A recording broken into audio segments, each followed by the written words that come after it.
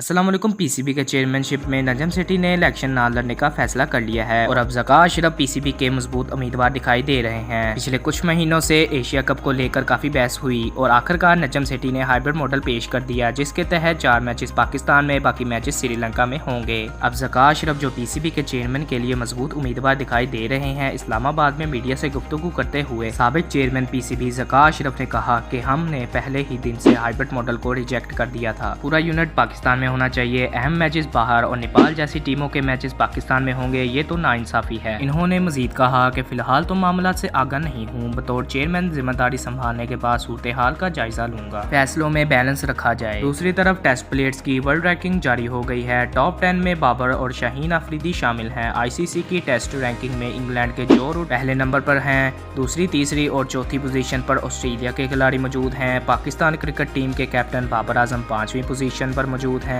बेहतरीन test bowlers की ranking में शाहीन शाह अफरीदी का 7वां नंबर है। इसी के साथ बढ़ते हैं अपनी अगली न्यूज की तरफ, जो हारिस रऊफ से रिलेटेड है। हारिस रऊफ का कहना है कि शादी की शॉपिंग पर तवज्जो नहीं, जो मिला पहन लूंगा। फास्ट बॉलर हारिस रऊफ का कहना है कि टीम के ज्यादातर खिलाड़ी इनकी शादी में शिरकत करेंगे। हारिस रऊफ अगले महीने की 6 तारीख यानी 6 जुलाई को मुंजा मसूद के साथ शादी करेंगे। सोशल मीडिया पर वायरल शादी के कार्ड के हवाले से इन्होंने कहा कि जिन्होंने कार्ड बनाया है बहुत अच्छा बनाया है, इन्हें चाहिए कि इसे ज्यादा से ज्यादा शेयर करें। शॉपिंग पर ज्यादा फोकस नहीं है, जो मिला पहन लूंगा। आपकी क्या राय है कमेंट बॉक्स में लाजमी बताना। अगर वीडियो पसंद आई है तो वीडियो को लाइक कर देना और चैनल को भी सब्सक्राइब कर देना। तो मिलते हैं नेक्स्ट वीडियो में।